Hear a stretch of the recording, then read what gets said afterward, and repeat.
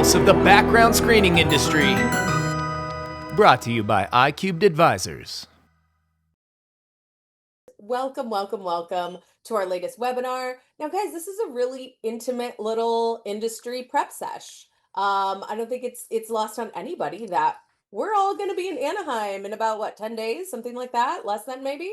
We are all getting together for PBSA's annual conference, and I love that everybody's coming to my coast. Thank you so much for not making me go down an airplane. That brings such joy to my heart. I do have to drive on the 405, but if you're a Southern Californian, that's just part of life, what we do here. So that's okay.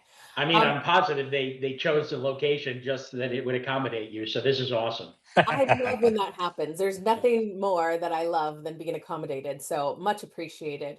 I'm going to hand it over to Kevin real quick now that everybody's kind of entering the room and trickling in. Of course, yes, housekeeping stuff first. Of course, it's being recorded, guys. Don't worry if you miss something absolutely riveting that one of us say. You'll be able to rewind it later and see it again. The chat pops off in these conversations all the time, and I hope one of you guys can be monitoring the chat probably a little bit closer than I will be able to today. But you have that chat. Go ahead and get active in there. We do have the Q&A function, although this is going to be a pretty relaxed, informal conversation with just us friends today, talking about PBSA. So feel free to keep it in the chat. Do let us know, or do put it in the Q&A if it's something that kind of gets lost in there, you want some extra attention on. Feel free to use that function as well. Before I hand it off to Kevin officially, I just want to shout out these beautiful AI gentlemen that are attending PBSA. Clearly, Shall I pat myself on the back now or just bow? bow. Well, I think a bow is in. This once again, for the second webinar in a row, I have used Gamma, which is an incredible AI presentation builder, and I was able to make that happen. I'm so proud of myself. Well, you know what, Nick? It knows you very well because it made everybody in the picture short. Well, I did give it instruction to say, make them look like me. I just don't understand why there's not more baldness in the report. We love a short king, Nick. We love a short king. All right, Kevin, tell us about our sponsor today. Yeah. Make it a shorter, less handsome version of Nick. That was your instruction, right? We always like to thank every attendee for joining us. And I say this every time, and it never feels old, and I still mean it from the heart. Everybody has work, life, things to do.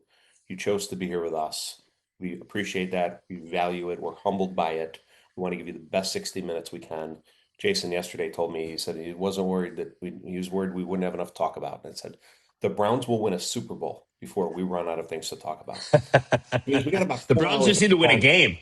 We have about 4 hours. We're going to try and cram into 56 minutes here. But of course, I want to start by thanking Informed Data, today's sponsor.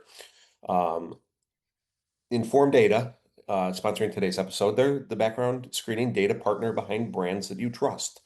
Informed Data helps their partners deliver fast, compliant background checks with nationwide court research, verifications, and continuous monitoring solutions. They do all this through reliable workflows and modern APIs. They'll be at PBSA. Reach out to find them, schedule some time, or visit them at Informed Data to learn a bit more. And thanks again for sponsoring today's episode, guys. Thank you, Informed Data. Panel for today, guys. I don't think we're not gonna.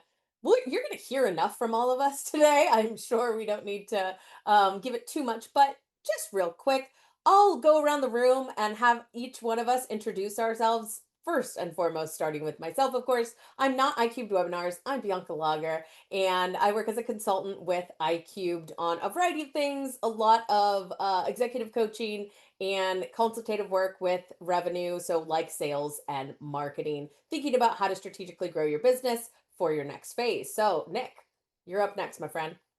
Hi, everybody. I'm Nick Fishman. I work for Bianca. A lot of the work that I'm doing now is in go-to-market and grow in market strategy, and I'm also, to the best of my abilities, trying to get up to speed on AI as much as I possibly can. So those seem to be the predominant topics that I've been talking about with CRAs lately. Hey, Bianca, really quickly, I'm not sure if you can see this, but on the screen, there's like a pop-up that says allow Google Chrome to find. I don't know if that's on yours or not, but Yeah, it's definitely good. okay. Sorry Is that about on that. my screen, guys? Yeah, it's on Yeah, your screen. Interesting. it I might didn't be see it at hidden all. behind the presentation. I'm not exactly sure Yeah. what's. All right, So while well, we let me figure that stop the out, share. I'm Let me Kevin stop Bachman. the share. Oh, I see. Okay, now I see it. I stopped the share. You guys continue. Jason, tell the All people right. who. I'm Jason Morris. I'm with iCubed Advisors. We Keep it to 30 seconds, please. I And now focus you my have 22. time. I focus my time on mostly expert witness work and recruiting. I do a bit of consulting, but just try to get out there as an evangelist for the industry that I love. That was I'm Kevin good, Jason. Bachman. Well done. Well done.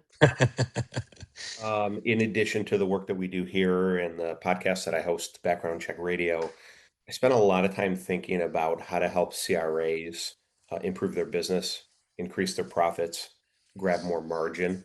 Thinking a lot the last 6 to 12 months around new products. And I point that out because I'm not a new product guy. I'm more of a blocking and tackling guy. But I think we're really at an inflection point within our industry. How do we make money? How do we serve our clients? How do we meet them where they are and help them identify the risks on the end user level that they don't necessarily know that they have? So spending a lot of time in that world. Expert witness work is picking up. And again, happy to share some of our thoughts here with everyone today. Andy. I guess that leaves me. So yeah, Andy Hellman. I joined iCubed beginning of this year, mainly to enjoy the witty banner that we engage in. But beyond that, also to do international compliance, privacy type stuff is kind of my main focus. But also like Nick, starting to do more and more on the AI side of things, doing some vibe coding projects, and happy to announce I just created my first AI agent yesterday, a pirate talking agent over Claude to do things for you. So that was kind of fun. So yeah, that's me. Excellent. Well, gentlemen, I'm just so thrilled to be with you all and to be talking about PBSA. I think it's given each one of us special opportunities. And in your guys' careers, of course, as it advanced, tell us a little bit, Jason, if you could. Again, Kevin has a time limit on you, okay? Tell us a little bit, if you could, about the evolution of iCubed, like what is IQubed now? How have you gotten here, and a little bit about how PBSA kind of plays into IQubed. Well, it's funny because Kevin and I were together last night, and there's a guy that we've both known for many, many years, and he's like, "What do you guys actually do together?" And I gave him the history, and then I was like, "And we accidentally built like a real consulting firm, which we never really intended to do." So it was kind of just something that we were going to do passively. But yeah, now we've got all these consultants, and we're all pretty damn busy. So we handle everything in the background screening industry. We do everything from consulting, which, as Nick and Bianca mentioned earlier, go to market, sales, helping with account management, all kinds of stuff that we do as consultants for our clients. But we also do M&A advisory. We do a lot of recruiting, generally director level and above. But if you're looking for top talent and you're looking for people with industry experience, we're always the go-to people. We do some business advisory with the M&A advisory. And one of the things that keeps me the busiest is expert witness work. Excellent. Well, that's us guys, and we wanted just to kind of give you guys some context of it. Like, who are we? Why would we be talking about this? Why does it matter? And what kind of perspective are you going to get from us today? So, for the most part, again, like I said, we're going to have a pretty casual conversation. We really would love to hear from you, chat any questions, chat about like what you're thinking about with PBSA as it's coming up. What sessions are you going to check out? Is there something here that we're not saying, something that we're missing? By all means, let us know. First and foremost, I want to kick things off, and I'm going to just kind of throw it out there. And this is dangerous to do, to not call in somebody and let one of you chime in. So I'll let you duke it out for microphone space here. But what makes PBSA the cornerstone event for our industry, right? How has it evolved over the years? And what is it that makes it the kind of cornerstone event, especially the annual conference? Who wants to chime in first? I could start. I mean, we started this. I was one of the few people that got together to help start the association back in early 2000, like 2002. And our first conference was tiny. There was probably less than 100 people there, and it was just a bunch of eager people in a new business, in a new industry, trying to figure out how the hell to do things. And what it's evolved into is pretty unbelievable. We get 700-800 people at our annual conference. There's 2 conferences a year. It's dedicated just to the background screening industry. And I can't tell you what it's done for my career. I mean, in our business, for the 20 years that we owned Employee Screen IQ, a lot of our great ideas came from NAPBS, PBSA. A lot of our biggest clients came from either directly from PBSA or through relationships we had with people at PBSA. I credit it with a lot of the success that we had as a business. Yeah, I tend to agree. I'll just say it is not only the largest, but really the only place where CRAs can come and meet with each other, learn more about the industry. To me, the best part, and it's not even close, is the networking that takes place. Um, Jason, I'm going to I hate to give Jason credit. I'm sorry to do that. But seriously, from the early years, he was very adamant about maintaining very good relationships with everybody, including people that we competed really heavily against. And I think that we have. And PBSA has fostered a very collegial group of people that genuinely like each other and like to learn from each other. So Uh, I think they've done a really good job with that. I'll agree with Nick and Jason on the impact to the business, certainly the one that we ran. A question I have for the group, and yeah, Nick's right. Like we used to tease Jason. He'd come back and, American Pie was still fresh enough in Right, everybody's exactly. We called it band 25 camp. years. Yeah, we call band back. So say, hey, this idea, this person, the blah, blah. We didn't send 6 people. It was usually 1 or 2 of us from our company. Um, so yes, for us, for 15 years, tremendously impactful in our business growth and strategy. The question I have for you guys, because I have a feeling and I don't like having this feeling. So I'm going to ask you guys a question. Is our experience unique or normal? I think it's pretty unique. I don't. I I have think lots it's, of friends. yeah, Go go ahead. ahead. I say I have lots of friends in lots of different industries that I talk to on a very, very regular basis. And, I talk about going to this conference and are being excited to go to the conference. They're like, why? And I'm like, because it's more like it's like a family reunion almost at this point. And I don't know anybody else that has that in any other industries right now.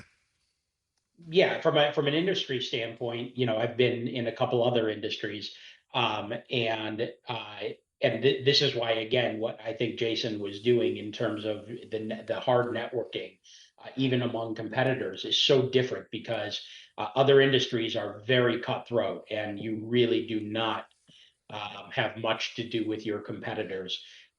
So I do think that it is somewhat, at least, unique compared to the other experiences I've had. Yeah, I What, think go ahead, Andy. So I think also that, beyond the conference itself, all the networking, the relationships built, that's what lets us do a lot more as an industry too, right? Because we do a lot at the conferences, but you think about all the stuff that happens throughout the year, legislation and advocacy and all those other things, because we meet together, because we go have a couple beers together, you build up that trust and kind of develop those relationships. That's what lets us all work together. Yeah, there's certainly competition that goes on, but there's a lot of stuff we do collectively that's really important that I don't think would be anywhere near successful without that ability to be face to face, spend a few days together and get to know each other. Yeah, if nothing else, just the push on, compliance and legislation and litigation matters. If that was it, that would be enough. But I think some of this other stuff, like the networking that we get out of these conferences and things like that, those are, just icing in the cake. So I want to Yeah, talk. I I agree. want to I agree with that. go ahead, Go ahead, Kevin. Bianca. I want to talk. I want to like dive into that really like tangibly for folks today, right? Yeah. And we're talking about, people talk about networking. Networking is kind of a buzzword, right? But how that translates into real business impact is important. And Jason, you touched on that a little bit, but I think from the perspective that you all have, and we all have too. Certainly, my own perspective. I've been an attendee, I've been a speaker, I've been a sponsor, I've been at the booth, like you name it, right? And so I think what PBSA does is brings together CRAs, tech vendors, suppliers, and I think that creates a really unique value for folks that are in any part of that system. So let's talk about that, like that kind of cross section. How do you think that people can really amplify that? How do you think that really makes a difference, really tangibly in the business impact that each one of these folks who are attending are created? And let's look at it from the attendee perspective, right? You're an attendee, you're coming, and you have a cross section of all these different people in the chain here. What kind of business impact can you leverage from that kind of community that you're networking through? I think a lot of the networking that's done there is done incorrectly. It's people that are kind of sitting in the exhibit hall. They'll go to some of the events. They'll try to shake some hands and meet some people and get some business cards. The people that really benefit from the networking are going to the private events. They're going to the bar at night. They're having real conversations with people outside the exhibit hall. I think that's where the value is. I've Okay, so you're never talking about for gone sponsors or attendees? attendees. Okay. So I think it's important to get involved in the events and be at the bar at night and go to some of the vendor dinners, and those are the real opportunities to get to know people. It's a lot more difficult when you're passing by the booth and just dropping off cards and exchanging business cards. Yeah. Well, I mean, I definitely agree with you, but having been on the sponsor side of this, the sponsors are obviously paying a lot of money to be there and probably defraying a lot of the costs that ordinarily attendees would have. And so I think there's got to be a mix, like, you're not going to force attendees to go talk with people, but I do think that they need to um, find a way to drive more value for these sponsors to continue to pay the kind of money that they're paying. And one of those ways is by encouraging the attendees as much as they possibly can to interact with them. I agree with you. Like sponsors and attendees, they should not just go, you know, into the conference hall, stand in a booth, and hope to have conversations. You've got to get out there. But I don't want to underestimate the impact that the sponsor's money has on this, and the fact that there needs to continue to be value there for them to pay out this kind of money. Yeah, All right. Totally agree. I think the business card thing in the exhibit hall has to happen too, but you need to take a step further to get to know people. yeah, I think there's two Uh, different things that kind of go on, right? There's the meeting somebody, and that can happen in the exhibit hall. You can go by and find a new vendor, somebody's doing something different, whatever, go have a chat with them. That's just finding out about something. It's basic education. Then there's like the real networking where you're getting to know somebody, developing a relationship, getting more in depth. That's not so much always in the exhibit hall because there's 10 people waiting in line to talk to whoever it is behind you because everybody can hear your conversation and you want something a little more private for lots of reasons. So I think the exhibit hall serves a real purpose, but it's not necessarily that deep networking. Sometimes it's finding a new vendor, learning about something new, making a new connection for the first time. Yep. so I'm sitting here and I'm thinking, and I don't know if the word crass is the right one or cranky, but I'm a little bit of all of it because I agree with a lot of these thoughts. And I keep coming back to kind of the sentence in my head, and the sentence is like, well, does it really matter? What I mean by that is whether I have a ton of conversations, not conversations inside the exhibit hall, outside of the exhibit hall, good leads, not enough leads, whatever. The money's not in the room. And that has just been sticking with me for like 2 years, and it is nobody's fault. PBSA does a fabulous job, I think, running these conferences. But the money, the decision makers, buyers, we've talked at length over the last couple of years. 8 companies have 2/3 to 3/4 of the market. Like if the money's not in the room, I can do all of these things amazingly. But if my best opportunity is with a $3 million CRA and maybe they can buy $20,000 of products with it, like it's just at some point the math has to math. So I balance all of this and all these strategies with, and I know Bianca has this, and we'll talk a little more about this later, but like just where the industry is, where the buyers are, where the end users go, whom they choose to partner with. They are increasingly partnering with CRAs that do not actively participate. All Or right, that's so Kevin, Yeah. I struggled to understand where your comments were coming from with the money Yeah. not being in the room. And I tend to agree with you. So you're really referring to the biggest companies in our industry are not sending people the way that they used to. They might not be sending decision makers the way that they used to, and they're certainly not sending executives the way that they used to. Exactly. Is that fair? Exactly. Hire Yeah, right, hire I right, I agree think with is the you. best CRA from a leadership standpoint, supporting PBSA, speaking on panels, governance, etc. But yes, everything you're saying, Nick. Yeah, and I agree. And here's the thing. It's easy to like, I don't want to be overly critical of PBSA because it's not for lack of trying, but there have Correct. got to be different ways to engage those people to come in, whether it's to run an executive level track or during this conference, whether or whether it is or whether it is really focusing on um, the things that the larger CRAs are also concerned about. Because if I go through, all of the content um, The sessions. the session, the conferences, it looks to me, it seems more like entry to mid-level as it does executive. And feel free to disagree with me on that point if you want. I also know too, and I PBSA does a good job of trying to get as many people to put in speaking prospectuses as they can, and maybe those speaking prospectuses just aren't hitting those things either. So I want to put a pin on this conversation because I think you're making a lot of good points, and I think you all are chomping at the bits to get into the content, right? Yeah, fair enough. And I want to, but I want to get back to the ROI conversation before we wrap it up because there's a lot to be said about content.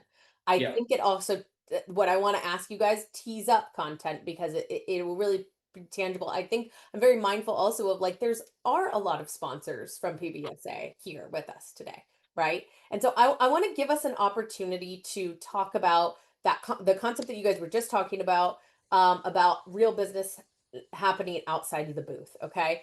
So if you're thinking about sponsors and you guys are thinking about, being a vendor there, how can the sponsors and vendors play their part here, right? Taking it off the content, taking it off the programming of PBSA, and thinking about sponsors and vendors and how they can rethink their PBSA presence and rethink their PBSA investments that might contribute to this conversation, both in terms of value, but also in terms of the ROI conversation of getting the most from their time, from their investment there. Yeah. So, from the sponsor's perspective, what are your guys' thoughts? If you were, and I'll ask this really succinctly, okay? Because I like this. Top 3 recommendations to make the most out of PBSA from a sponsor. Kevin, go ahead, and then I think I have a perspective on this. Okay. I think an effective way to help break through that, Bianca, is when sponsors, when they're talking with attendees or end users, challenge them to not challenge them, it's an adversarial conversation, but like it's more about them and not about you. Like I love that you're located here and you're accurate and you're timely and you're fast and all the things that everybody says, but like, hey, what problem do you have that I might be able to help with? Or what are some of the challenges? And have the conversation on that level. Have it focused on the person that you're talking to rather than just kind of projectile vomiting your thing and your story at them. Engage them where they are and look to see if they have a problem that you can help solve, not the other way around. Like everybody knows, like, yeah, it's like we're all here. It's family reunion. We're walking by the same people 5-6 times over a 3-day period. Like, we don't necessarily need to know who you are. We need to know more about how you can help us. Yeah. Yeah.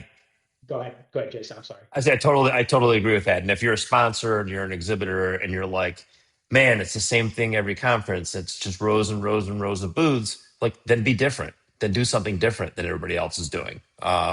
One of the things that always sticks out to me, and it's fresh because I just talked to him 2 days ago. And if he's listening, I want to say hi, John Close. But John used to have a desk and a couch in his booth, and his couch was always full of people, and he just sat there and had conversations all day long.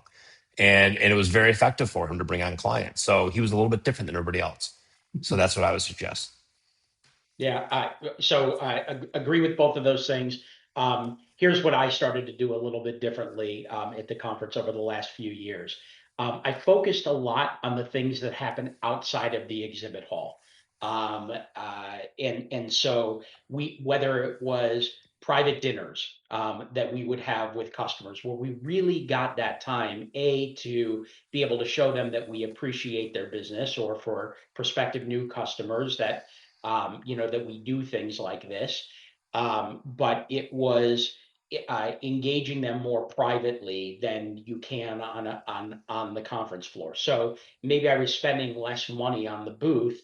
And for those of you in San Antonio that remember, the booth never showed up. That was not intentional. But the things that we could do outside of the conference that would allow us to get one-on-one with our customers. So whether that was dinners, whether that was we did a Boston Red Sox thing last year at Fenway Park, where we had a suite. And given that was an expensive one, you don't need to spend all that kind of money in order to do it. But that to me is where relationships are really set. And I think that's more along the lines of what everybody else is saying too. I think it's one of the things we talk about ROI. You tend to think about that in terms of how much business did I get out of the show, but you can't measure the ROIs quite as easily on strengthening the bonds with the current customers. Saying, yeah, you matter. I want to keep your relationship. What matters? What do I need to change? What are you looking for? What can we do different? That value is a little bit harder to quantify, but if you've got a lot of your customers in one place at the show, it's a lot cheaper than traveling around to 5 or 6 or 7 or 8 different locations to meet them all one-on-one. And there's some value for them talking to each other as well. So I think it's a little bit harder to quantify, but not just new business, but how do you strengthen that existing business like you guys were talking about? Yep, I agree. Yeah, I'll add my 2 cents in that. I mean, a lot of the CRAs that I work with too, and as when I, partnered with many in the past, in my past life in social intelligence, what I know for sure, and what I think some of the larger, definitely the larger CRAs do really well, is leaning into the upsells and account management, and how much effort that you do need to put into that and make a priority in your business, and how much great return, and honestly great margins and great everything there, from those opportunities. And so to Andy's point, that strengthening those relations, growing those relationships that are already existing, even beyond the new business stuff, which everybody wants and loves too. But anyway, just thought I'd add my 2 cents in there. Jason, what else you got for I the just got. sponsors here? You can see me moving my head like I want to talk. I would say, I guess I can speak, from the position of a sponsor slash not exhibitor, but just vendor, because I've gotten all of my business from going to the PBSA conference twice a year as a consultant. So, but being an exhibitor is probably not in our strategy, but the events that we run, our happy hour and everything else, that's where we get all of our business. So. Yeah, exactly. And again, this is not disparaging what they're doing inside the exhibit hall, but that is our approach. Do the Yep. sponsor the happy hour, set up one-on-one meetings outside of the conference, and attend some dinners and networking sessions. I mean, I want to talk frankly, about that yeah. a little bit. I have an interesting question here, and thinking about these things, getting ready for this. So, like, all the networking, hallway chats, being at these conferences and kind of outside the booth. How do you kind of intentionally create those accidental moments? Like, how can you really, what's your best advice for kind of just getting into a group, getting conversations started? Like, I know it probably sounds like pretty straightforward, but this is really tough stuff for a lot of people. It's really tough stuff for a lot of people to, I have this famous story, me and Nancy Alt. She was a partner of mine. We had emailed with each other for years and years and years, but we never saw each other face to face. And just that one party, I was like, can I stand next to you at this cocktail booth? Like, whatever. We started chatting. We're chatting for like a couple minutes, and we realized we've known each other for years via email.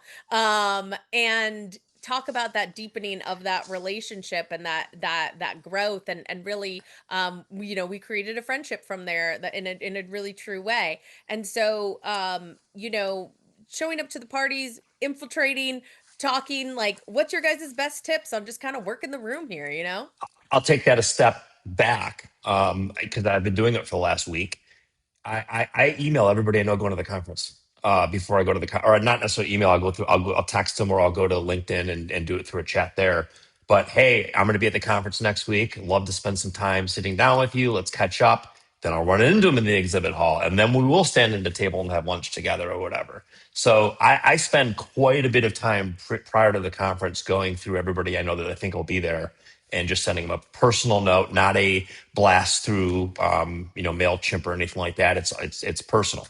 Yeah, Where, well, and I I think, agree, but what I would say is, Jason, since you are the king of PBSA, everybody knows you. But I think actually what might be a very helpful tip for those that are somewhat new to the industry or new to the conference is we do seem like a bit of a cliquish group because we all have our friends there, but we're not, and I don't think anybody else is. So don't be shy to go introduce yourself or have somebody that you know there introduce you to somebody that you want to talk to. Don't be afraid to try and get in there because that's the key to me. I was thinking a lot about that, Nick. It is, and as much as I probably come across as an extrovert, I think all of us, walk up to a table with 10 people you don't know, an empty spot with your plate of food, and you're like, yeah, I don't know, right? It's So hard to that do, is right? that is normal. Everybody feels that way. One thought, and I have two of those happy accident comments that Bianca mentioned. Something I used to do years ago, and I'm cognizant that we don't always want to be like, oh, spend money to get it, spend money to spend money to get it. But I would always do like a Sunday night roundtable dinner with like 8 people, 6 to 8 people. And you can do this at a dinner, or you can do this like in the exhibit hall or in the lobby. So both solutions are the same. What I always valued through both of those ways I'm talking about it is if you bring people together who don't know each other, right? Or, hey, I've known you for 8 years, I've known you for 10 years, you guys might benefit from each other. So creating kind of those triangular conversations or a more open or more of a round table where people can kind of really feed off each other is to me always an effective strategy that goes a little bit beyond the one-on-one objective or the one-on-one happy accident. I like the happy accidents with like 6 people involved. Yeah. Now you do kind of have to plan that though. So some of it is an intentional accident, but just look for opportunities to bring people together, and everybody benefits from those. Yeah, I think the two pieces of advice, one kind of playing off what you're saying. When you go and you sit at that random table, when you go up to that random person, don't start trying to sell right away. Don't start, just going on and on. Ask questions, learn legitimately, both personal and professional, but try to make the connection first. Don't worry about the transactional nature of it. Be more personal. And the other thing from the people, especially those that are really new to this, that don't know anybody, and you're trying to figure out who do I walk up to, who do I go say hi to, go look for somebody that's got a lot of ribbons on their name tag. Those are the people that are kind of showing off. I've done it before too. We got, with all these things, I'm a speaker, I'm this, I'm that. As people are trying to, broadcast that, they're probably going to be as open as anybody to meeting somebody new and talking. So That or anybody that's standing alone too, Andy. Like nobody chooses to stand alone at these things, and No. as awkward as it can be, like that's the way to do it. Yeah. And I've gone Great up to the suggestion, table and Andy. sit down with strangers, and after 30 seconds, they started having their conversation again. I'm like, all right, let me finish my lunch and move on. It happens sometimes. It's just part of the game. But overall, generally, it's a really good Yeah. group. I think anybody going up to talk to somebody new, you'll be pleasantly surprised. One of my favorite stories at any PBS back in the day when it was called that. Bianca, this will be familiar to you when I tell the story. So I when social media background screening first started coming out, we were really critical of it. Yes, And I know. I don't think mean spirited, but we wondered how this was going to play with the FCRA and all of those things. And we had written some blogs. And my favorite moment was Max walked up to me. We had never met each other before, and I think it was in DC. And he walks up to me and he introduces himself and he goes, "I have a bone to pick with you." And we became very fast friends as a result of that. I loved it. He walked up to me. We talked about the social media stuff. I didn't 100% agree with him on everything, but we became very good friends, and I enjoyed meeting him and Jeff and the other guys at that conference. And Brought you over to the dark side eventually. Max Strucker's the best. Shout out, Yeah. Max. Max still thinks that we wrote a letter to the FTC complaining about social media Oh, background He'll screening. go to his grave believing that. It was absolutely not us. That's like a I've 17-year-old. never heard that story, and And I'm sorry to hear that he thought that, but I have, and that's like a 17-year-old story there, Jason.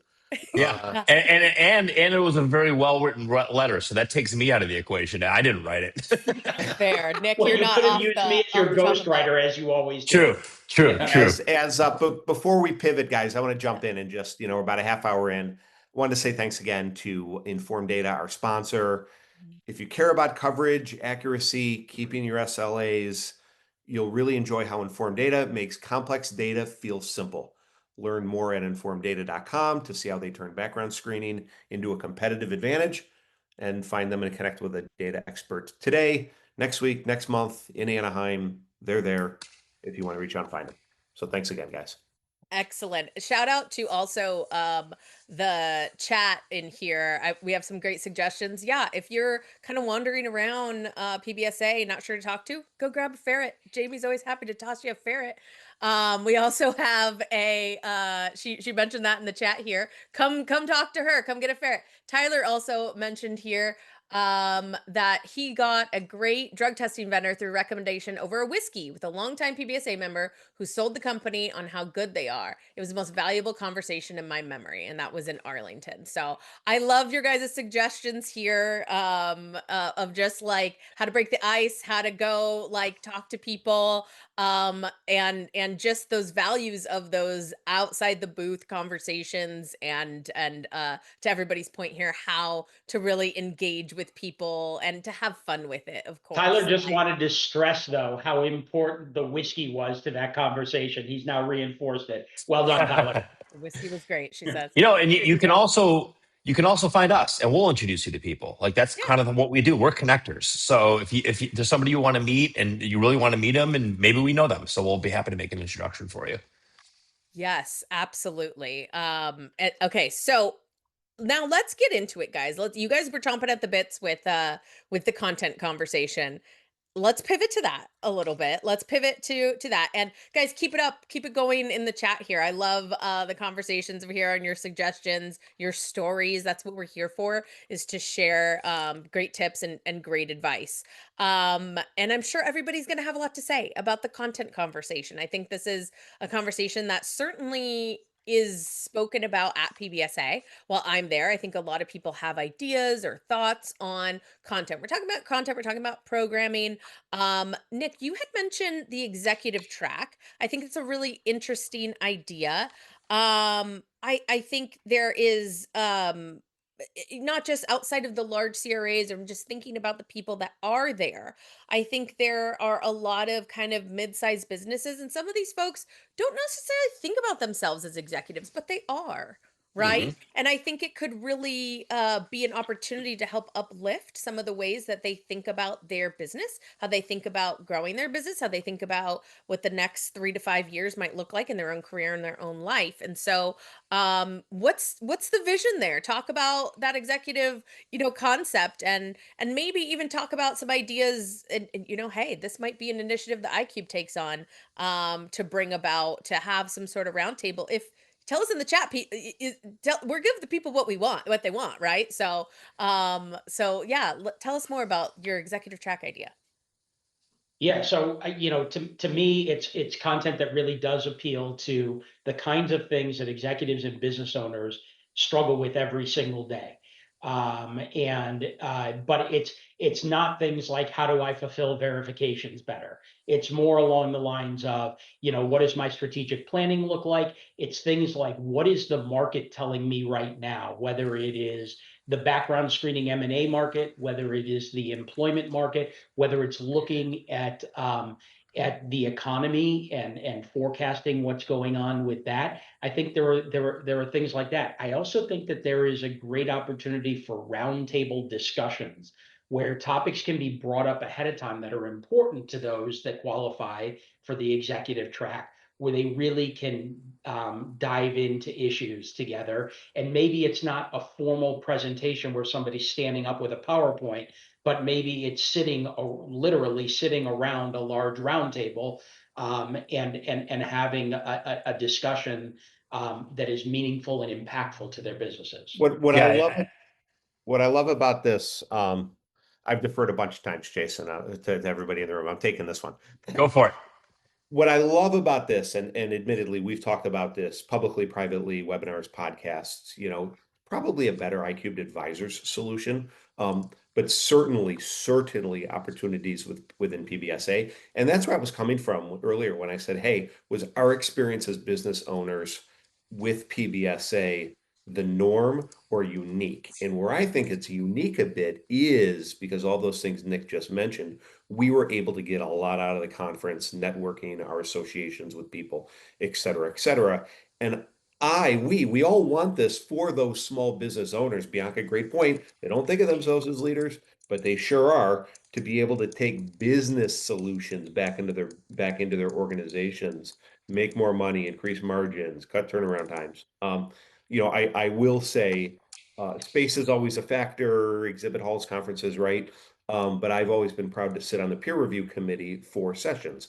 And this year, I think there were something like 80 sessions and maybe 25 got picked, but they were mostly overwhelmingly product focused, process focused, compliance, operations. There weren't a lot of sessions on essentially what Nick is talking about right now, and I see opportunities there. There's always opportunities to Yeah, invest. I want to make, first of all, I want to add on to the idea.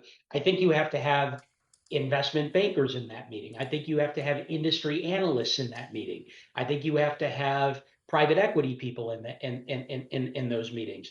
And that I think those will be really helpful. The other thing, Kevin, that what you were picking up on with the topics, yes, there's some AI in here. The two biggest things I think that attendees should be looking for at this PBSA, and I know we're jumping ahead, but this deals with content. AI. There's got to be. I cannot stress enough how important this topic is. I think there are maybe two presentations on AI, and I think that those are huge topics that people need to dig in on.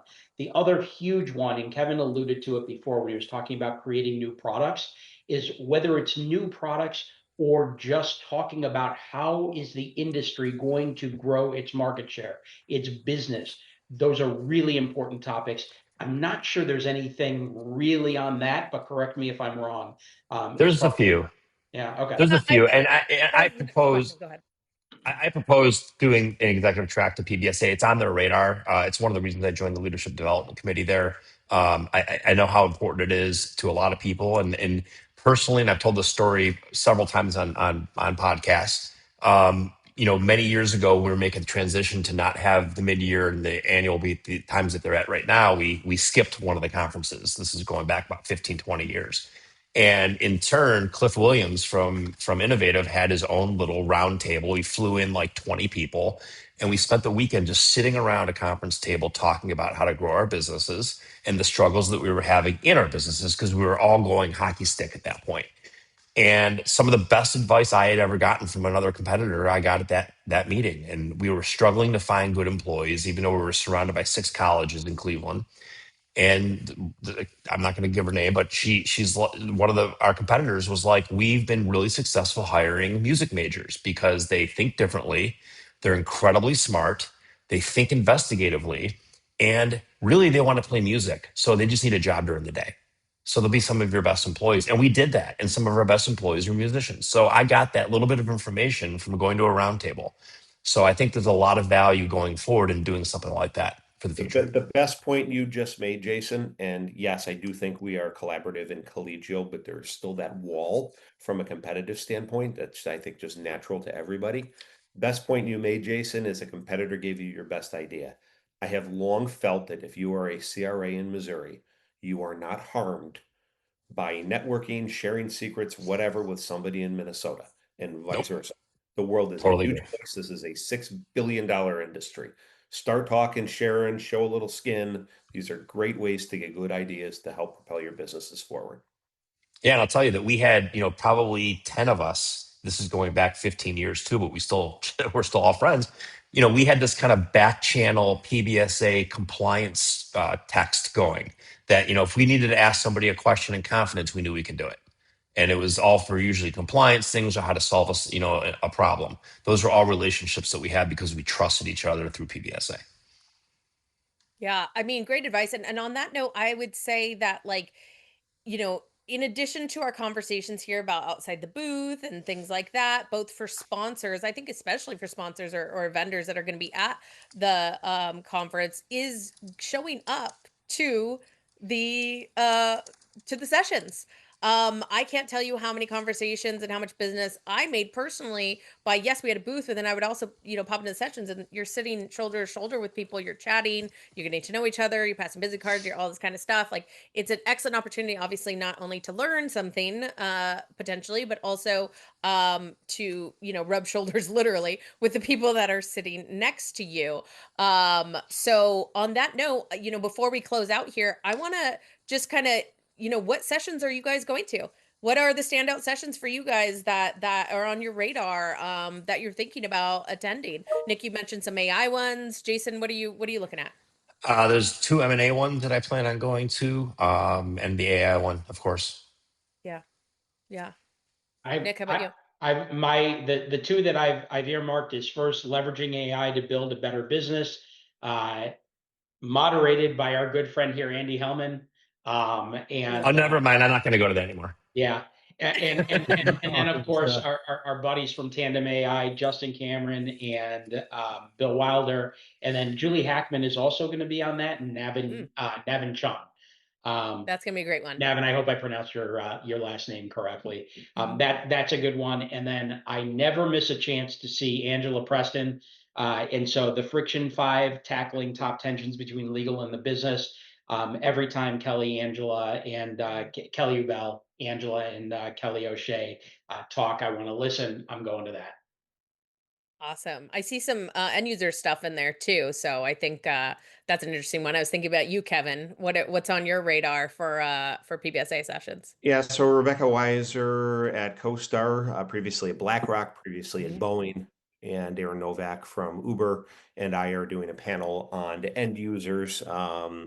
Very excited to kind of dive into some of their challenges, some of their questions, so the audience can kind of hear from them on that end user perspective. And of course, I bring the perspective of working with a lot of end users because of the work that we do inside of IQubed Advisors. So that will be really fun. Eric at Argus Verify is doing something on AI. Super, super excited about that one.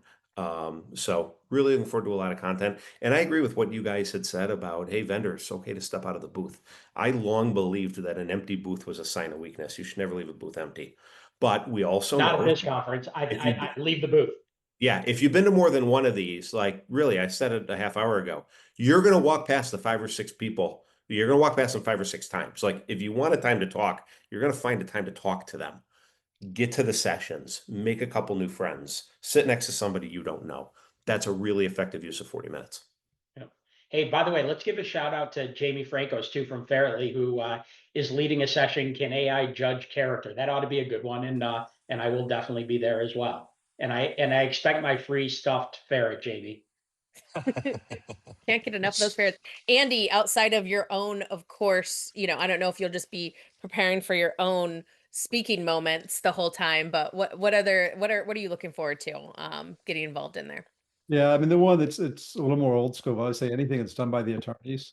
Every time I sit in one of those sessions by the attorneys, you learn something, you get some good tidbit. I mean, you pay a lot of money for the hourly advice from the attorneys, and I know they're not giving legal advice, quote unquote, during these sessions, but you can pick up some really good nuggets for no marginal cost to it. So I think those are good. Yeah, I agree with everything everybody else says. That's the one I would add on if you're, especially if you're kind of new. Go to the attorney sessions, get some good free advice. Not a bad tip. I mean, you're not wrong with that billing per hour fee. You know what I mean? So take notes, people, while you can. The ferrets have accessories, guys. Breaking news this year. So that's going to be super exciting. Also, Tyler, I see in the chat you said something about, can we have a live impromptu webinar for the conference for those who can't attend? It's funny you mentioned that. It's something Great that's been idea. top of Yeah, mind for us. about that. Great idea. And actually, it's a great time to let you guys know know. One of the things we've decided to do this year is to kind of tease that out and test that out a little bit. So the five of us here are going to be, you're going to be seeing us while I'm teaching these boys how to be influencers, guys. Okay. I don't know why I'm teaching. It's not like I know how to do this, but what we're going to be doing is we'll have some lavalier mics and we're going to be going around and we're going to be asking 5 key questions from several people throughout the conference. You'll find us at the Informed Data booth quite a bit. You'll find us at a variety of our partner booths as we get around PBSA, and you'll find us just kind of, milling about, doing our thing. And so if you want to be interviewed, come find us. Come find us. We'll have probably one of those obnoxious ring lights, and we'll definitely have some mics. And we'll be recording that, and we'll be getting live feedback from how everybody is doing at the conference, what they're thinking about, and of course, we'll be sharing those clips and sharing those as time goes on through the rest of the year. So look out for that. Anything else you guys want to add to that, boys? No, this is gonna be fun. I'm looking forward to interviewing people. If you guys are looking for a way to break the ice with us, come up. We'll interview you on camera, and we're going to be releasing all these things throughout the year. So looking forward to that. I've got one piece of advice for both the sponsors and the attendees. It's post-conference follow-up. So initially, I was just thinking of this for sponsors. Obviously, you want to follow up with the people that you talked to during the conference, and you would be amazed at the numbers. I think they show something like 80% of leads are never followed up on after a conference. That's crazy. So you got to do that. If you're an attendee though, and Jason, this was always important for us when we went there, is you take a lot of notes, hopefully while you're there, about things you want to do. The best time to do those things after the conference is immediately afterwards. Otherwise they fall to the cutting room floor. So bring that value back. And this is also for those that are not business owners that are going to there. Bringing that value back is what justifies you going there every year. So let's make it hard for the executives at our organizations to say no to us going to PBSA. All right, here. Okay, so let's close this out, guys. We're gonna have a rapid fire question. You can pick your poison. I think I'm gonna let you guys pick your poison on which question you want to answer. You can give us one of your best networking tip in one sentence. Might be challenging for some of you. I'm not gonna point We fingers. can't do one sentence. Might be challenging. Or a bold prediction. What will Can we use be commas and semicolons and stuff? Like, right. A run-on sentence. You'll have the largest run-on sentence of all time. Okay, then your bold prediction. What will be the hot topic at PBSA this year and potentially, in the near future here with this crowd? 1, 2, 3. We can all spit out the same thing, right? AI. Thank you.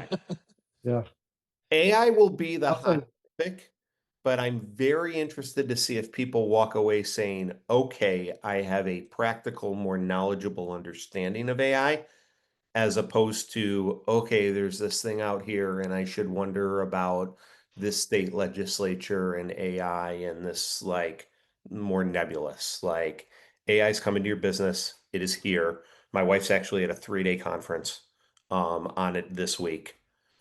Are there practical takeaways for using AI in your business? I think there will be. Eric's presentation I just mentioned, the tandem team. So I think there will, and I think people are going to be happy with those sessions. Who else? What else, guys? Is it just AI? End of sentence, period. That is the shortest sentence any of you have ever said. How do you grow your business? What is this economy throwing at you? How do you grow your business? That has to be paramount right now. We all see what's going on with the employment numbers. They've been fairly stagnant. We've all seen what's going on with the quit rates, about those also not record lows, but very low. We got to figure out how we're going to be doing more business at more profitable margins now. Yep. I'm gonna quickly just piggyback quickly on what Nick had just said, right? I said earlier that I'm not wired as a new product guy. I'm also not wired as an envelope pusher. And I'm thinking very aggressively about both of those things. And it is a bit out of character for me, which is why I'm so passionate talking about it. envelope pushing, new ideas, new strategies, and usually, oh, what are the regulators? Oh, the litigation. Oh, the EEOC. Oh, the CFPB. Well, CFPB's gone. EEOC just got quorum again after 9 months. There's no, so those of us that sit around and think, I'm going to wait for somebody to tell me that something is okay. I'm going to wait until there's a court ruling or a law or a regulation that says I can try this new idea. No one is coming to save you. So what I'm really interested in is people, topics, opportunities, products to sell new things in new ways and sell new solutions. I'm not talking about just violating an FCRA standard we've all known for 20 years, but like nobody's going to tell you whether something you want to do is or isn't okay. Ask the lawyers, listen to the people, but like at the end of the day, you are the one who is going to have to make that decision. Nobody's going to come and give you permission to do anything. Yep. Could not agree more, especially on new products. Like, might sound like it might not be compliant or this or that. Like, there's some things you just got to try as a business. I've always been bullish in that arena, but anyway, Andy, last big predictions, last thoughts. Well, I'm gonna go with the AI. I think AI companies are still gonna be struggling to figure out exactly how to implement it in a year. Some will have hit it, some will have nailed it, but a lot of us are gonna be thinking, I don't know what to do. I don't know how to do this. I'm still struggling. I haven't made it work. So I think AI will still be there. I'm saying that networking thing and for the show in general, ask questions. Learn, not teach. A lot of us like to go out, myself included, sometimes and talk and what do we know and preach to people and things like that. But try to focus more on asking questions and learning than on teaching and talking. Yeah, agree. For my part, I will say this. I think what I hear a lot from clients and folks in the industry is how are we getting folks' attention? How, getting new business, you're feeling the pressure of the big guys or just kind of people being people ignoring you. We were actually talking about a little bit earlier today about how many people when they sign up for PBSA actually don't opt into emails. And why does that happen? Well, because we get a lot of them. We get a lot of emails, we get a lot of phone calls. And so this concept of how do you break through, how do you get, better messaging out there so you can at least start the conversation. I think that is a great topic of discussion amongst us all. And I think Kevin made a great point earlier, which I'll leave you with this. And my big talk is make it about them. I think that's about as one sentence and about as succinct as we can get here. Although don't threaten me with a good time with the whole ass webinar on just that conversation. So anyway, thank you guys all so much for your participation in chat. This is the very favorite part for us of just seeing how active, how interested, and we really appreciate you showing up and being here. And we really appreciate you guys talking to us, talking to each other. We're here to share these stories. We're here to make it more real. You just don't want to hear it from us. We want to hear from the people of what you guys want. And so keep giving us those great ideas. Keep helping out your audience. Kevin, before we go, a little bit more on Informed Data, our wonderful sponsor for today. Well, thanks to Informed Data for sponsoring the webinar. Again, whether it's collaborations, APIs, conforming with SLAs, meeting your clients' needs, the one we talked about, meet them where they are. What do they need, and might Informed Data be part of that solution? There'll be a PBSA. You can find them at informeddata.com. Reach out, partner with a data expert today. Thanks again for their sponsorship and support of IQubed Advisors. And thanks everybody for joining us today. We'll see you in 10 days. See you in Anaheim, y'all. Bye now.